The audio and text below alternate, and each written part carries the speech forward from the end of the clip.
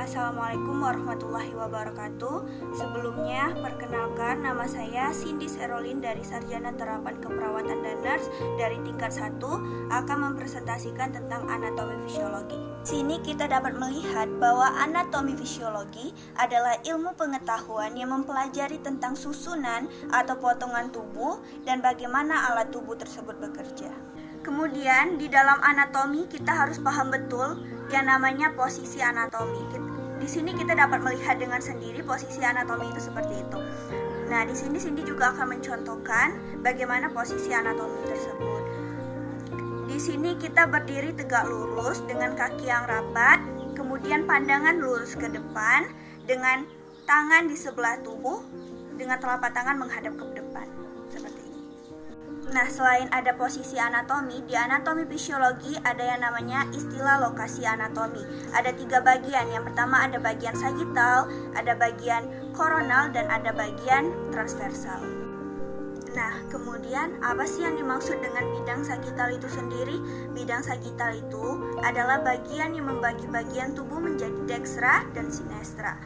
Nah, di bagian sagittal dibagi lagi menjadi 2, ada mid-sagittal dan parasagittal. Mid-sagittal yaitu membagi bagian tubuh menjadi 2 bagian yang sama besar, antara dekstra dan sinestranya memiliki ukuran yang sama. Sedangkan parasagittal yaitu membagi bagian tubuh menjadi 2 bagian yang tidak memiliki ukuran yang sama.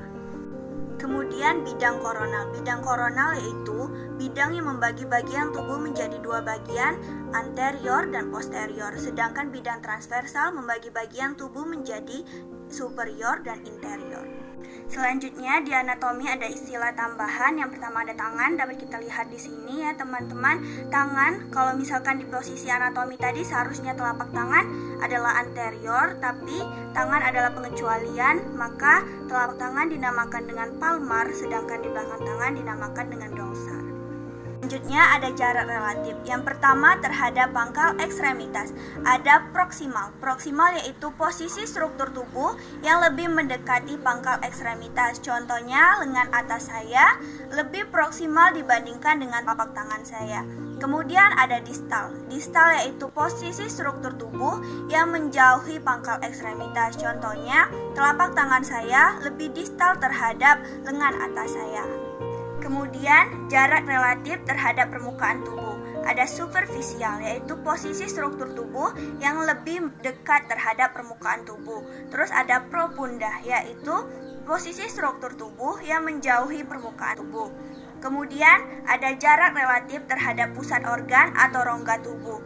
Ada interna yaitu berarti in dalam pusat organ atau rongga tubuh. Sedangkan eksterna yaitu di luar pusat organ atau rongga tubuh.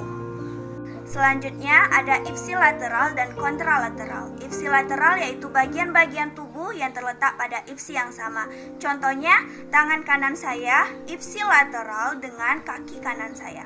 Sedangkan kontralateral, kontra artinya berlawanan atau beda sisi, beda arah. Contohnya tangan kanan saya kontralateral dengan kaki kiri saya. Selanjutnya ada istilah yang berhubungan dengan gerakan. Ada fleksi dan ekstensi. Fleksi adalah gerakan yang menekukan seperti ini.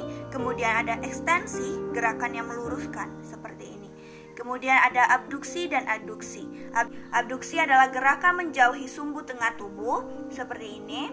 Sedangkan adduksi yaitu mendekati sumbu tengah tubuh seperti ini. Kemudian ada sirkumduksi yaitu kombinasi dari fleksi, ekstensi, abduksi, dan adduksi. Kemudian ada rotasi. Rotasi terbagi menjadi 2, ada medial dan lateral. Pronasi lengan bawah contohnya seperti ini. Supinasi lengan bawah contohnya seperti ini. Kemudian ada inversi dan eversi. Inversi adalah gerakan menghadap ke arah medial, sedangkan eversi adalah gerakan kaki yang menghadap ke arah lateral. Nah, baiklah teman-teman, itulah presentasi dari saya tentang dasar-dasar anatomi. Apabila ada kekurangan ataupun kesalahan, mohon dimaafkan. Wassalamualaikum warahmatullahi wabarakatuh.